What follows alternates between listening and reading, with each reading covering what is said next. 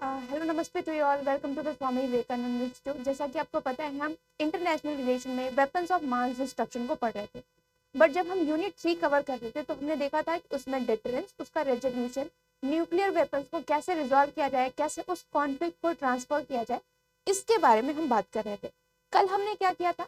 कल हमने बस ये देखा था कि हमें डिटरेंस क्या होता है, प्रोलिफरेशन किस तरह का होता है, एटॉमिक वेपन्स का इमर्जेंस कैसे हुआ, वर्ल्ड वॉर 2 के बारे में हमने देखा कि 1945 में हिरोशिमा, फिर उसके बाद हमने देखा nuclear proliferation, horizontal, vertical, theoretical understanding में हमने समझा कि रियलिज्म क्या कहता है न्यूक्लियर वेपन्स के बारे में, फिर हमने लिबरलिज्म, इन सब के बारे में सुना। फिर उसके बाद जब हम इफेक्ट की बात कर रहे थे, कुछ कुछ इंपॉर्टेंट टर्म्स जो हर बार पूछे जाते हैं वो है आपके इफेक्ट से रिलेटेड। बट जब हम इफेक्ट पढ़ेंगे ना तो आपको कुछ कुछ टर्म्स दे दिए जाएंगे, जैसे कि न्यूक्लियर विंटर क्या होते हैं। तो इन सब चीजों को आप जरूर पढ़ के जाइए। न्यूक्लियर विंटर मतलब क्या होता है? परमाणु सर्दी। यानी कि जब भी धूल, रेडियोधर्मी किरणें या फिर जो अंधकार से पूरा वातावरण ढक जाता है, आज का आप समझ ले जैसे कि पूरी तरह से पॉल्यूशन वाला जो पार्ट है ना, जो कि क्यों होता है? Because of the nuclear test. जब न्यूक्लियर की आप टेस्ट करते हो ना, तो इससे क्या होता है, आपकी वातावरण में जो पॉल्यूशन है वो फैला रहता है, और जिसकी वजह से आप जो है ना, सूर्य की जो किरणें हैं वो डायरेक्ट अर्थ तक नहीं पहुंच पाती है, ये सस्पेंडेड पार्टिकल की वजह से। तो कुछ इस तरीके का इन्वायरमेंट आपको देखने को मिलता है, जिसे हम कहते हैं न्यूक्लियर विंटर। इसके वजह से जो हमारी पृथ्वी है ना, these are coming into a danger that's we call as a doomsday. यानी कि पृथ्वी जो है अब धीरे धीरे वो प्रलय के दिन के समीप आ चुकी है। ऐसा अज्यूम किया जाता है कि अगर इसी तरीके से हम टेस्ट करते रहे, न्यूक्लियर वेपन का प्रभाव होता रहे, तो वो दिन दूर नहीं जब जो है ना, हम अपने अंतिम रेखा, अपनी अंतिम घड़ी का जो है ना जिम्मेवार खुद होंगे। उसी को कहा गया डूम्सडे, प्रलय का दिन, जहाँ पे वैश्विक तबाही, और उससे ये माना जाता है कि घड़ी की वो सुई जो हमेशा ना आपके सिर पे मंडराती रहती है टिक टिक करके, अब जो है ना पृथ्वी खत्म होने वाला है। तो इस तरीके की प्रोडक्शन कैसे हो रही है? Because of the nuclear test. और न्यूक्लियर टेस्ट से क्या हो रहा है कि ये जो जितने भी हानिकारक चीजें हैं, हानिकारक किरणें या फिर डस्ट पार्टिकल्स, वो क्या होती है, हवा में सस्पेंडेड रहती हैं, और उसी की वजह से हमने डूम्सडे को प्रेडिक्ट किया। तो जब कल मैं जा रही थी तो जाते जाते मैंने आपके सामने दो सवाल रखे थे। पहला सवाल ये था, क्या सच में परमाणु हथियार जो है ना युद्ध को रोक दिया है? जैसा कि लिबरलिज्म और बाकी सब थिंकर्स कह रहे हैं कि nuclear is a taboo. Nuclear की वजह से देखो ना, बहुत सारे जो है ना वॉर अब धीरे धीरे कम होते थे। पहले क्या होता था? पहले अगर कुछ लड़ाई होती थी तो लोग क्या करते थे, चलो we are going to fight each other. But अब आप देखो कि बहुत कम चांसेस रहते हैं ना, लोग जो है ना वॉर में जाते हैं, because they are now dependent upon the trade और डिफरेंट डिफरेंट रीजन की वजह से। प्लस में न्यूक्लियर जो है ना, अब वो बार्गेनिंग कर लेते हैं कि no we are not going to war, because उनके पास क्या है, न्यूक्लियर वेपन्स है, हमारी जो है ना तबाही हो सकती है। तो एक डर जो है ना बना रहता है, और आप जो है ना अपनी बातों को बहुत ही संजीदगी से अंतरराष्ट्रीय रिलेशन पे रख सकते हो। तो ये सब चीज है, ये जो दावा है कि न्यूक्लियर वेपन से वॉर जो है वो कम हो रहा है, इज इट राइट? ये क्वेश्चन मैंने आपसे पूछा था। तो फिर मैंने डिस्कस किया था कि yes it is, there is a less chances of war, but this chances, these peace are negative in nature. यानी नकारात्मक पीस आपको देखने को मिलेगी। यानी कि वो शांति किस काम की, जो शांति आप डर से ला रहे हो, शांति तब शांति बनती है, पॉजिटिव तब बनती है जब खुद ब खुद लोगों ने उसे आत्मसात किया हो, उसे अपनाया हो। तो ये जो शांति है that is negative in nature. दूसरा क्वेश्चन मैंने आपसे पूछा था, क्या परमाणु युद्ध जो जस्टिफिकेशन ऑफ वॉर को है, क्या जस्टिफाई कर रहा है? कहाँ तक जो है ना परमाणु युद्ध के टाइम पे, यानी कि न्यूक्लियर वॉर के टाइम पे, justification of war is the valid.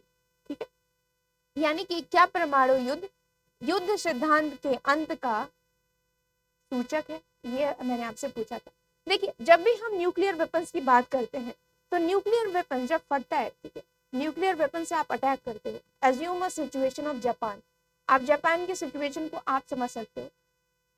उस टाइम पे सिविलियंस और मिलिट्री में कोई अंतर नहीं रहता। और जस्टिफिकेशन ऑफ वॉर क्या कहता है? जस्टिफिकेशन ऑफ वॉर कहता है आप जो डिफेंस के लिए आप वॉर में जा सकते हो, ह्यूमैनिटेरियन रीजन के लिए आप वॉर पे जा सकते हो, आप जो है ना क्या कर सकते हो, मिलिट्री और सिविलियन में अंतर जो है ना क्लियर होना चाहिए, बट यहाँ पे न्यूक्लियर वॉर के टाइम पर हमने क्या देखा, there is a no clear difference between the civilian.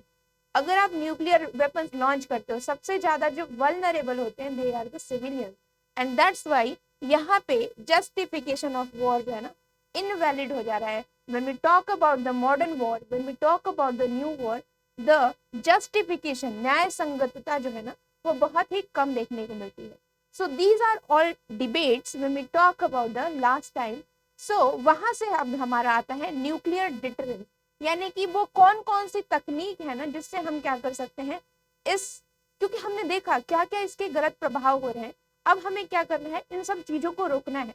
और कैसे रोक सकते हैं, पहला क्या करना है, आर्म्स कंट्रोल डिसआर्मामेंट, यानी कि आपको क्या करना है, जैसे वॉरहेड को कम करना, जितने भी कंट्रीज हैं उनको रिस्पॉन्सिबिलिटी दिया जाए। जैसे कि आप देखोगे शॉल्ट ट्रीटी, सॉल्ट 2, ये सब जो है ना अंडर दीज ट्रीटी उन्होंने कहा था कि ठीक है आप जो है ना अपने वॉरहेड कम कीजिए, हम भी अपने वॉरहेड कम करें। तो इस तरीके से जो है ना हम कह सकते हैं कि we are minimising the tension, we are minimising the chances of devastation, जो विनाश है ना उसके चांसेस को हम धीरे धीरे कम कर रहे हैं आर्म्स कंट्रोल के थ्रू, डिसआर्मामेंट के थ्रू। तो हम क्या कर सकते हैं, मैसिव डिस्ट्रैक्शन को हम रोक सकते हैं, रोकथाम जो है ना किया जा सकता है। फिर उसके बाद कहा जा रहा है कि न्यूक्लियर डिटरेंस, ठीक है, जैसे कि होता है ना कि एक के न्यूक्लियर होने से दूसरे के जो है ना, कहते हैं ना कि अगर आप न्यूक्लियर वेपन लॉन्च करोगे तो हम भी करेंगे, so there is always in balancing mode, ठीक है। तो यहाँ पे क्या हो रहा है, आप खतरे को खतरे से क्या कर रहे हो, बैलेंस कर रहे हो, that is called balance of terror. यानी कि अगर मान लीजिए कि पाकिस्तान लॉन्च करता है तो इंडिया भी लॉन्च करेगा, सो दिस आर व्हाट, आप खतरे को खतरे से क्या कर रहे हो, बैलेंस कर रहे हो, यानी कि आप धमकी पे से धमकी को क्या कर रहे हो, निवारण कर रहे हो, but this is not a right way, ये सही तरीका नहीं है। इससे क्या होगा, वायलेंस थ्रेट स्टिल परसिस्ट, वो खत्म नहीं हुआ है, अभी भी है वो, ठीक है। तो 2003 में आपने देखा होगा कि इराक में इन्वेजन किया यूएस ने, ये कह के ना कि हम इराक जो है ना वो न्यूक्लियर वेपन्स को प्राप्त करने जा रहा है और हम उन्हें रोकने जा रहे हैं। सो इस तरीके का इंटरवेंशन, ऐसा माना गया कि सद्दाम रिजीम जो है ना, they are now going to capture the nuclear weapons and US waged a attack, जिससे आप कह सकते हो ना कि उन्होंने क्या किया, इंटरवीन किया, हस्तक्षेप किया उनके शासन में, ये कह के कि हम उनको न्यूक्लियर वेपन्स ना लेने के लिए जो है ना हम उन पे अटैक करें। या फिर अभी आप देखो ईरान ट्रीटी हो गए, बहुत सारी जो है ना, आप अभी भी चल रहा था ट्रम्प के दौरान, ठीक है, बाइडन ने उसे चाहा था कंटिन्यू करने के लिए। So it's a different kind of mechanism, जिससे आप क्या करते हो, कोई जो है ना, अगर कोई शक्ति जो है ना न्यूक्लियर वेपन लेने की कोशिश करता है तो आप जो है ना उसमें इंटरवीन करते हो, हस्तक्षेप करते हो, और इसी का जिम्मा जो है ना, इसी का जिम्मा यानी कि देख रेख करना, निगरानी करना, ये सब जिम्मा जो है ना आपको देखने को मिलेगा आईएई द्वारा, ठीक है। IAE is a mechanism set by the international government, जिससे वो क्या करते हैं, ये जो न्यूक्लियर वेपन है वो पीसफुल तरीके से इसका जो है ना संचालन हो सके, इसके वजह से ना आईएई का फॉर्मेशन हुआ। आईएईए मतलब इंटरनेशनल एटॉमिक एनर्जी एजेंसी, जो कि मॉनिटर करते हैं, देखरेख करते हैं कि क्या जो न्यूक्लियर वेपन कंट्री है उनका जो है ना न्यूक्लियर वेपन्स को सही तरीके से इस्तेमाल कर रहे हैं, क्या वो एनर्जी के लिए यूज कर रहे हैं। क्योंकि देखिए न्यूक्लियर्स का जो है ना वो यूज दो तरीके से होता है, आप जो है ना एनर्जी प्रोड्यूस करने के लिए भी यूज कर सकते हो, और एज ए मास डिस्ट्रक्शन भी आप जो है ना वेपन्स ऑफ मास डिस्ट्रक्शन के फॉर्म में भी यूज कर सकते हो। तो इस दोनों यूज को ना वो क्या करते हैं कि आप जो है ना, क्या किया जाता है, यूरेनियम को इनरिच किया जाता है, तब ये क्या हो जाता है, वेपन्स ऑफ मास डिस्ट्रक्शन। तो वो इन पे निगरानी रखती है, यूरेनियम का डिस्ट्रीब्यूशन कौन कंट्री कहाँ कितना सेल कर रहा है, और कोई इरेस्पॉन्सिबल हाथों में तो नहीं पहुंच गया। फिर उसके बाद एनजीओ पे ध्यान देते हैं। तो ये जो है ना, ये आप देखते हो कहाँ पे, इसका जो काम है वो करते हैं आईएईए, ठीक है। आईएईए क्या है, यूएन बॉडी है जो क्या करता है, मॉनिटर करता है एनपीटी के थ्रू, ठीक है। आईएईए क्या करता है, मॉनिटर करता है कि क्या जो है ना आप जो न्यूक्लियर वेपन्स है वो सही तरीके से यूज कर रहे हो, ठीक है, ताकि जो है ना इसका प्रसार जो है वो गलत हाथों में ना हो, ठीक है। इसका हेडक्वार्टर आप देखने को मिलेगा वियना में, ऑस्ट्रिया के पास। 1957 में इसका सेटअप हुआ ताकि जो है ना न्यूक्लियर वेपन्स का यूज जो है वो शांति तरीके से चलता रहे। फिर उसके बाद इसकी जो है ना एक जो खामी देखने को मिलती है वो है यूएस का इस पे डिस्ट्रस्ट होना। डिस्ट्रस्ट इसलिए हुआ क्योंकि ये सेटअप हुआ था 1957 में, but in spite of this setup this organisation is not able to stop North Korea. ठीक है, नॉर्थ कोरिया या उसके बाद जितने भी कंट्रीज है जिन्हें नहीं करना चाहिए था उन्होंने क्या किया, दे आर प्लोरिफरेटिंग। इसी वजह से यूएस ने कहा कि क्या फायदा है ऐसे इंस्टीट्यूशन का जिसके होने से भी क्या हो रहा है, दूसरे कंट्री क्या कर रहे हैं, न्यूक्लियर वेपन एक्वायर कर पा रहे हैं। तो उनका जो है ना विश्वास अब आईएईए से धीरे धीरे कम होते गया। और फिर आप देखोगे ना IAEA is now called as a tooth which has no bite. I mean ऐसी टूथ जिसे तो दिखाने के लिए हो बट इसका जो है ना रियल मैकेनिज्म आपको देखने को नहीं मिलती, रेगुलेशन जो है ना बहुत ही कम होता है। ठीक है, तो इस वजह से एक आईएईए, ठीक है, जो कि न्यूक्लियर वेपन्स की डिस्ट्रीब्यूशन को मॉनिटर करता है। फिर उसके बाद जो दूसरा जो आप देखोगे ना डिटरेंस को कम करने का जो है ना निवारण करने का तरीका है वो है एक्सटेंडेड डिटरेंस। यानी कि ये कहते हैं कि ठीक है जो कंट्री जिनके पास न्यूक्लियर वेपन्स नहीं है आप न्यूक्लियर वेपन्स नहीं रखिए, क्योंकि देखिए न्यूक्लियर वेपन्स का जरूरत क्या है, लॉजिक ये है कि why you are trying to capture the nuclear weapons, to protect yourself. I will ready to protect you. जब भी आप पे न्यूक्लियर अटैक होगा ना तो हम प्रोटेक्ट करेंगे। उदाहरण के रूप पे आप ईयू देख लीजिए, नेटो देख लीजिए, ठीक है, ये क्या करते हैं, they are collective responsible, collective security की जो है ना बात करते हैं। यानी अगर एक पे अटैक होगा तो सारे लोग क्या होंगे, रिस्पॉन्सिबल होंगे, one for all for one. ठीक है, तो यहाँ पे यानी कि वैसी शक्ति जिनके पास न्यूक्लियर वेपन है और वो दूसरे को न्यूक्लियर वेपन नहीं रखने देना चाहते हैं, ये कह के कि अगर आप पे न्यूक्लियर अटैक होगा तो हम क्या करेंगे, हम जो है ना आपकी रक्षा करेंगे। उसी को कहते हैं एक्सटेंडेड डिटरेंस। यानी कि हम क्या करेंगे, हम जो निरोध है उसको हम अपने निरोध के लिए नहीं आपके भी जो है ना सुरक्षा के लिए इस्तेमाल कर सकते हैं। That is called extended. यानी कि हम अपनी सुरक्षा को अपनी जो अम्ब्रेला है, यानी कि न्यूक्लियर अम्ब्रेला जो प्रोटेक्शन है उसको आप भी इसके अंदर आ जाओ। तो ये जो है ना ये मैकेनिज्म है। और यहाँ पे न्यूक्लियर अम्ब्रेला जो टर्म है, यहाँ पे क्या किया जाता है, एलाइड पावर क्या करते हैं, शील्ड थ्रू न्यूक्स कैपेसिटी। यानी कि हमारी जो क्षमता है न्यूक्लियर, यानी कि हमारी जो कैपेसिटी है खुद को प्रोटेक्ट करने के लिए, अब हम क्या करेंगे, हम गुट बना करके क्या करेंगे, सहयोग करेंगे। न्यूक्लियर वेपन्स हमें क्या करेगा, अगर हम पे खतरा होती है तो हम क्या करेंगे, उस न्यूक्स के छत्र छाया में है, यानी कि जितने भी कंट्री हम पे अटैक करेंगे तो उनको हम कलेक्टिवली क्या करेंगे, न्यूक से जवाब देंगे। तो ये जो है ना इसी को कहते हैं न्यूक्लियर अम्ब्रेला, एक्सटेंडेड डिटरेंस। और इससे क्या होगा ना कि जो दूसरे कंट्री प्रोलिफरेशन की तरफ बढ़ते हैं उनके चांसेस अब कम हो जाएंगे, क्योंकि उनको गारंटी दी गई, उनको आश्वासन दी गई कि अगर आप पे न्यूक्लियर अटैक होगा we are here for you. ठीक है, फिर उसके बाद ये सब चीजें से आपको लगता होगा कि ये तो बहुत बढ़िया चीज है, इससे क्या होगा ना दूसरे कंट्री नहीं एक्वायर करेंगे। बट फिर भी आप देखो ना ये जो सब चीजें है ना, these are the symbol of negative peace. ये जो है ना नकारात्मक पीस का सूचक है। नकारात्मक कैसे, उदाहरण के रूप में आप खुद देखिए, साउथ एशिया में बात हुई 1971 में। ठीक है, 1971 में यूएस ने क्या किया, यूएस ने हाथ बढ़ाया पाकिस्तान की तरफ कि ठीक है अगर बांग्लादेश अलग हो रहेगा ना तो we are coming here to help you. India ने कहा रसिया को। तो आप देखोगे ना कि वो एक ऐसा सिचुएशन था जब दोनों कंट्री ने अलग अलग पावर को क्या किया, अप्रोच किया, और देयर इज चांसेस कि टेंशन जो है ना वो घटने की जगह पे वो और भी ज्यादा गहरा हो गया। तो lead to the regional tension in South Asia. India Pakistan जो है ना इसका जो आप देखने को मिलेगी कि उनको लगा कि अब दूसरे पावर पे हमें भरोसे नहीं रखना चाहिए, हमें अपना न्यूक्लियर खुद रखना चाहिए। सो वहां पे उन्होंने रियलाइज किया the importance of nuclear weapons, and that's why we called it as a negative peace. ये जो शांति आप बनाने की कोशिश कर रहे हो ये आपको क्या कर सकता है, महंगा पड़ सकता है। उसके जगह पे आप शांत करना चाहते हो, दूसरा कंट्री और वेपन जो है ना एक्वायर करने की कोशिश कर रहे हो। So that's why it is called as a negative peace. It is not a peace that we want to achieve. It is a peace that you are enforcing, ठीक है, हम रखेंगे, आपको रखने की जरूरत नहीं है। और इसी वजह से जो आप देखोगे ना एनएसजी में ना यही जो बात की गई कि यानी कि जो P5 है they have all right, rest of the country can't acquire, and that's why India ने कहा कि we are not going to join, हम नहीं ज्वाइन करेंगे, because these agreement is discriminatory, ये सिर्फ P5 के जो है ना फेवर में जो है ना डिसीजन बनाया गया है। So these agreement is a discriminatory in nature. So आप देखोगे मोस्ट ऑफ द न्यूक्लियर जो कि रिसेंटली ने न्यूक्लियर वेपन को अक्वायर किया है, they are not going to join this kind of the agreement, चाहे आपका एनएसजी हो गया, एनपीटी हो गया, तो ये सब चीजों से ना उन्होंने खुद को बाहर कर लिया, ठीक है।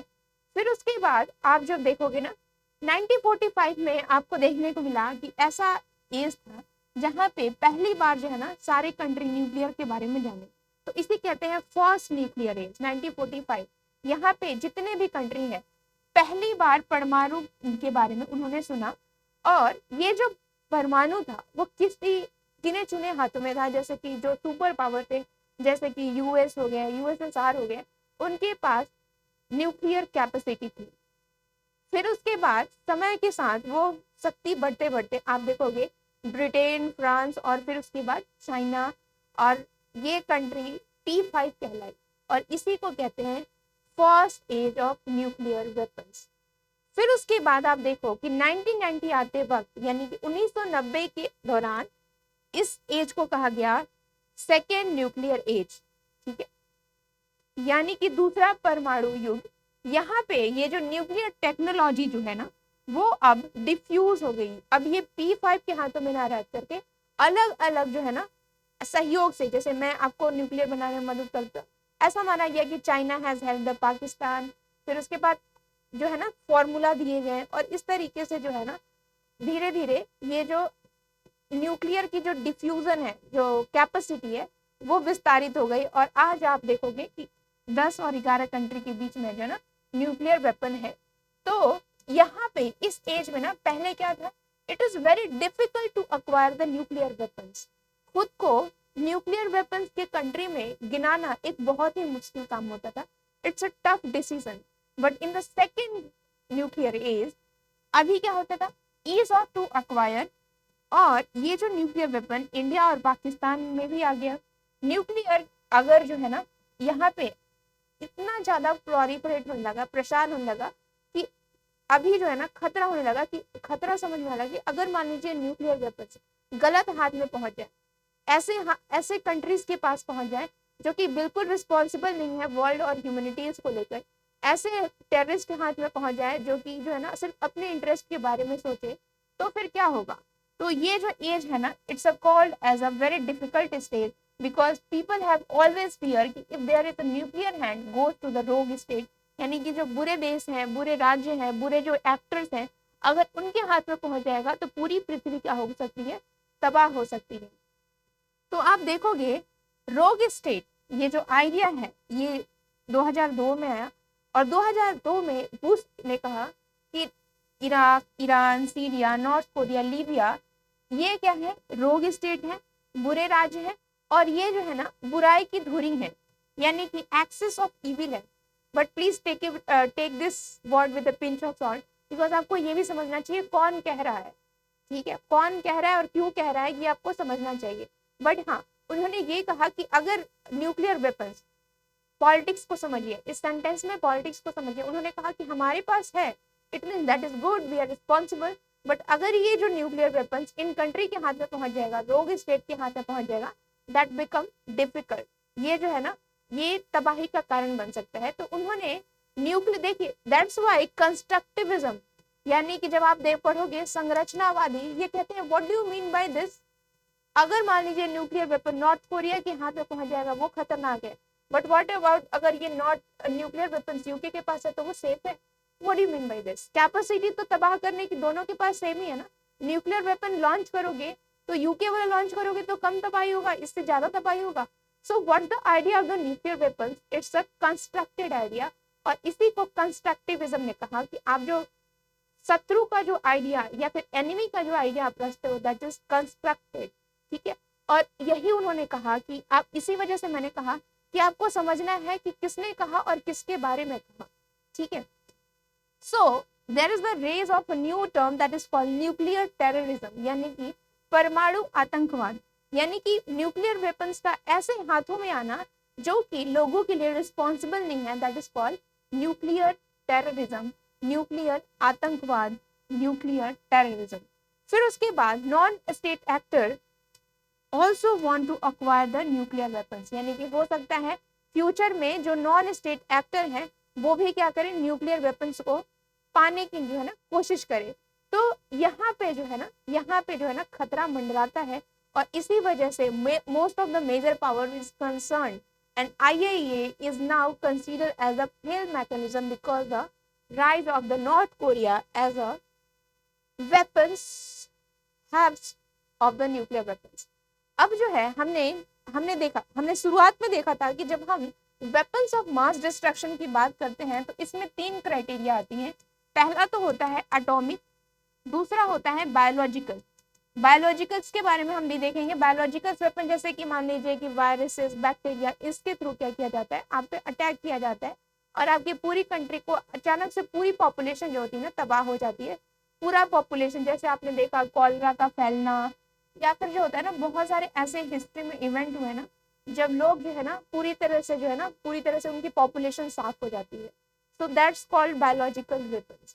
फिर उसके बाद आता है आपका केमिकल्स वेपन। केमिकल्स वेपन जो होते हैं ना इससे ज्यादा क्वेश्चन नहीं आते, बट आपको इसके नाम जानना बहुत जरूरी है। एक तो होता है आपका नर्व गैस, दूसरा होता है आपका एस्फिक्सिएंट जो कि ब्लड से फैलता है, तीसरा होता है वेस्केंट जो कि ब्लिस्टर से होता है, और फिर एक होता है, ये क्या होता है, पल्मनरी, यानी कि जितने भी होते हैं ना चोकिंग वाला, जो कि आपकी जो है ना क्या बोलते हैं, जो आपके लंग्स में जो जा करके वो आपको सांस लेने में दिक्कत पहुंचाते हैं। टीयर गैसेस के फॉर्म में भी यूज किए जाते हैं। तो ये सब जो है ना ये अलग तरह से यूज किए जाते हैं, और हो सकता है ना जैसे कि नर्व गैस के फॉर्म में आते हैं ये VX, VXC, स्टेरीन, ये सब नाम है। सॉरी, आप एक बार देख लेना, I think I have given this is the research date. आप एक बार जा करके पूरे केमिकल्स वेपन्स का जो है ना एक बार क्लासिफिकेशन जरूर देखना। इससे क्या होगा ना आपको थोड़ी थोड़ी आइडिया मिलेगी कि जब हम बात करते हैं ब्लड्स में, यानी ब्लड्स के थ्रू जो कौन से केमिकल्स आते हैं, जैसे जो है ना आई थिंक वॉर में भी यूज किया जाता है हाइड्रोजन साइनाइड, फिर से आर्सिन, फिर उसके बाद विस्केंट जो ब्लिस्टर्स यानी कि जो होते हैं ना मस्टर्ड गैस हो गए, नाइट्रोजन मस्टर्ड हो गए। So these are used to clear the whole population through the chemicals weapons. फिर उसके बाद क्लोरीन हो गया, hydrogen chloride, nitrogen oxide, tear gas, pepper spray, agent 15 that can be use. तो यहाँ पे क्या होते हैं, यहाँ पे आपको जो है ना शुरुआत से देखते हैं। अब इसके सिम्टम्स क्या होते हैं, सिम्टम्स में आपको देखने को मिलेंगे ना कि आप जो है ना आपको डिसलेक्सिया हो जाएगा, या फिर हो सकता है कि आप लॉस ऑफ कॉन्शियसनेस, वोमिटिंग होने लगेगा, सिर दर्द होने लगेगा, विजन लॉस कर देंगे, अचानक से बहुत पसीना छूटने लगता है। फिर उसके बाद जब ब्लड से फैलता है तो क्या होता है, अनोजिया होता है। फिर उसके बाद क्या होता है, एयर से फैलता है और पूरी बॉडी जकड़ जाती है, ठीक है। तो और उसके बाद जब विस्केंट जो ब्लिस्टर होता है उससे रेस्पिरेटरी जो है ना प्रॉब्लम होती है, सांस लेने में हमें दिक्कत होती है। फिर उसके बाद कंजक्टिवाइटिस होती है, और भी बहुत सारे इशू होते हैं, जैसे स्किन में जो है ना फोड़े निकलने लगते हैं। जब हम चोकिंग की बात करते हैं तो आंखों में जलन होने लगती है। टीयर गैस से क्या होगा, टीयर गैस से आप देखोगे ना कि जनरली हमें प्यूपल्स और बहुत सारी चीजें होती हैं जिससे क्या होता है ना आपको ऐसा लगता है ना कि ड्रग्स वाला जो है ना नशा आपको दिया गया है। फिर उसके बाद एजेंट 15 से आपको खांसी आना, डिसलेक्सिया, ब्लडी डायरिया, और ये सब चीजें जो है ना होती है। तो इसको बचाव कैसे करना है, बचाव करने के लिए आपको क्या करना है, रिमूव करना है, पहले आपको उस चीज से बाहर आना है, ठीक है, और कंटामिनेटेड एरिया में नहीं जाना है, ठीक है, जहाँ पे फैला है।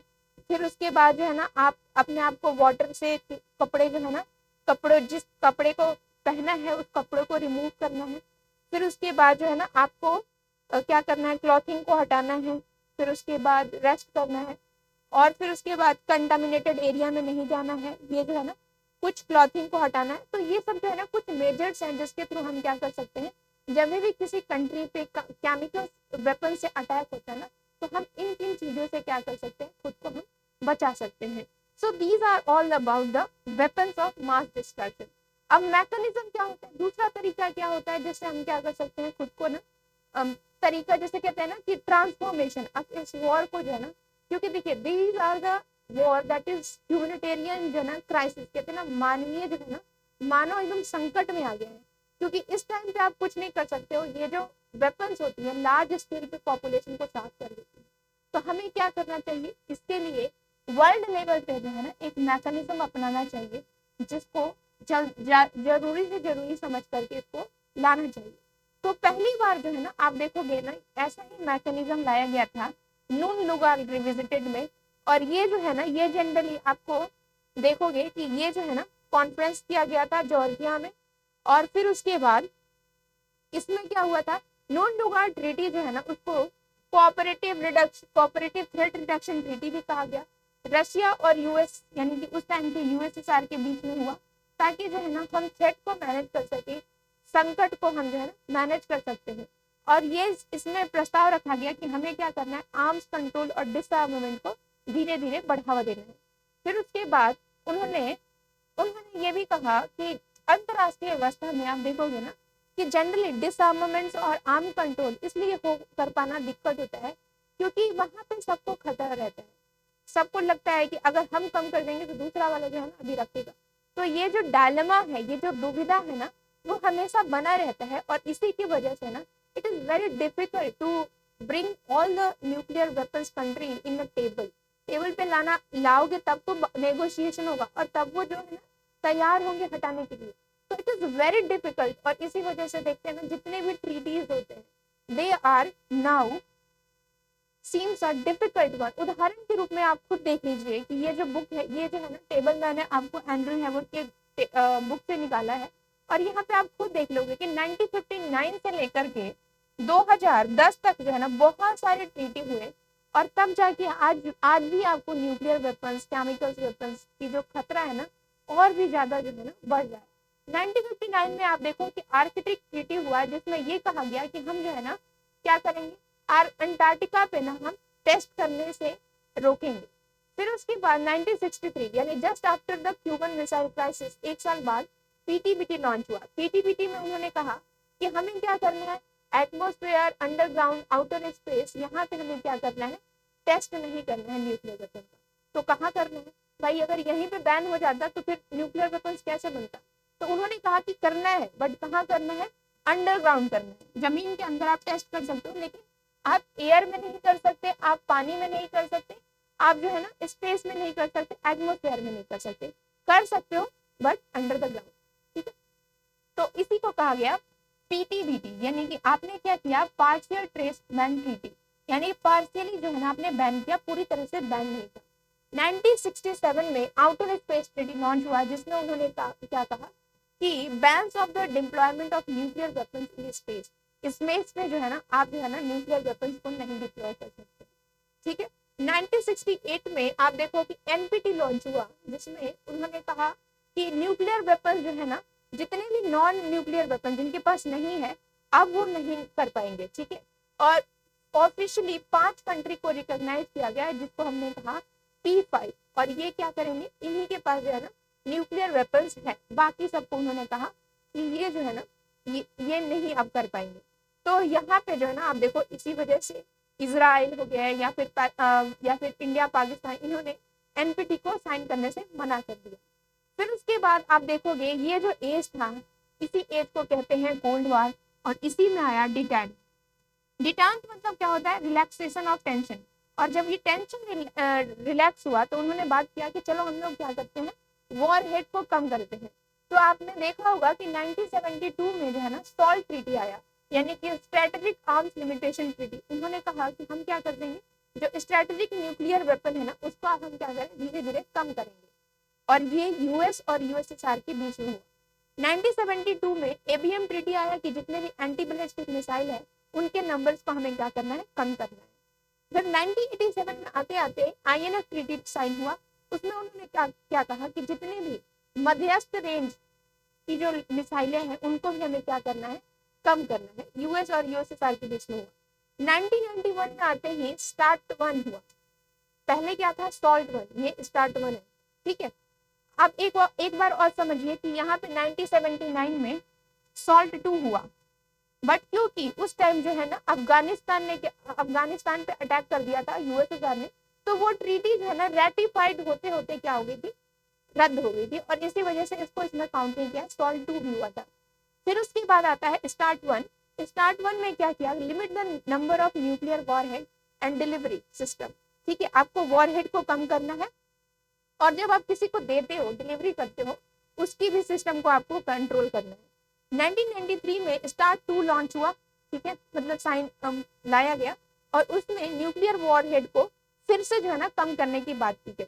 96 में कॉम्प्रिहेंसिव टेस्ट वन ट्रीटी, देखिए यहाँ पे 63 में क्या हुआ, पीटीबीटी, और 1996 में सीटीबीटी, यानी कॉम्प्रिहेंसिव। अब जो पहले अंडरग्राउंड में था ना, अब अंडरग्राउंड को भी क्या करना है, बैन करना है। तो सीटीबीटी में ना आप देखोगे यूएस, चाइना, इंडिया, पाकिस्तान और नॉर्थ कोरिया ने क्या किया, रेटिफाइड करने से मना कर दिया कि जाओ हम ये करेंगे, ठीक है। फिर उसके बाद आप देखोगे कि फिर उसके बाद आपका जो है ना 2002 में फिर शॉर्ट ट्रीटी आया कि स्ट्रेटेजिक ऑफेंसिव रिडक्शन ट्रीटी। इसमें जो है ना, इसको मॉस्को ट्रीटी भी कहा गया, इसमें जो है ना वॉरहेड को मिनिमाइज करने की बात की गई। और आई थिंक ये जो है ना ओबामा के टाइम के, यहाँ पे न्यू स्टार्ट ट्रीटी ओबामा के टाइम के दौरान पे आए। उन्होंने क्या किया, उन्होंने शॉर्ट को क्या किया, limit both side nuclear warhead by, उन्होंने नंबर फिक्स कर दिया कि हम इतना कम करेंगे, आपको इतना कम करना है। तो इस तरीके से 74% जो है ना रिडक्शन हुआ, बट उसके बाद फिर जो है ना धीरे धीरे आप देखोगे कि there is a further tension, और फिर जो है ना ये जो छोटे छोटे रिडक्शन हो रहे थे उसको भी आप स्टॉप कर दिया गया। So this is the biggest concern कि are we are in the phase of transformation, क्या हम सच में ट्रांसफॉर्म कर रहे हैं, ये जो खतरा है, या फिर और भी वो सिचुएशन जो है ना ग्रेव होते जाएंगे। This is the question mark, and this question mark, this discussion I left it to you. Now what we are doing, we are going to see the question that has been asked from this kind of topic in the last 5 years. The first question on your screen, the concept of credible minimum deterrence, ये जो word है ये किस type से related है, ये किस weapon से रिलेटेड है। देखिए क्रेडिबल मिनिमम डिटरेंस यानी कि वही है, उसको जो है ना निवारण की जो है ना कम से कम जो है ना क्रेडिबिलिटी मिले। ये जो वर्ड है ये आपके न्यूक्लियर वेपन से रिलेटेड है, ठीक है। ये जब भी हम बात करते हैं ये जो वर्ड है it is related to nuclear weapons, ठीक है। जो सेकंड क्वेश्चन जो आपसे पूछा गया है वो है आपका, कह रहा है कि आपको क्या करना है, अरेंज करना है कि कौन से कंट्री ने पहले एक्वायर किया, कौन से कंट्री ने न्यूक्लियर वेपन्स को बाद में एक्वायर किया, इसके बारे में अरेंज करना है। तो जैसा कि आपको पता है कि America is the first country जिन्होंने क्या किया, मैनहट्टन प्रोजेक्ट से पहली बार जो है ना न्यूक्लियर वेपन्स को एक्वायर किया। फिर उसके बाद सोवियत यूनियन आ जाता है, इसमें भी है, इसमें भी है। लेकिन आप देखोगे ना ब्रिटेन पहला कंट्री था, फिर उसके बाद फ्रांस ने क्या किया, एक्वायर किया, और तब जाके जो है ना चाइना की बारी आती है। So option D is the correct one. सो इस तरह के क्वेश्चन आपको इस टॉपिक से पूछे जाते हैं, and I hope I have justified this topic, क्योंकि ये जो है ना आपकी यूनिट 3 है इंटरनेशनल रिलेशन की। जो नेक्स्ट टॉपिक है हमारा वो है fourth unit of international relation which is related to the UN, United Nations. So in the next class we will try to start with the United Nations. इसकी importance क्या है, इसकी meanings क्या है, इसकी उत्पत्ति कैसे हुई, all the facts and relevant data related to the UN. Till then keep revising and keep practicing the third unit that we have just covered in the international relations.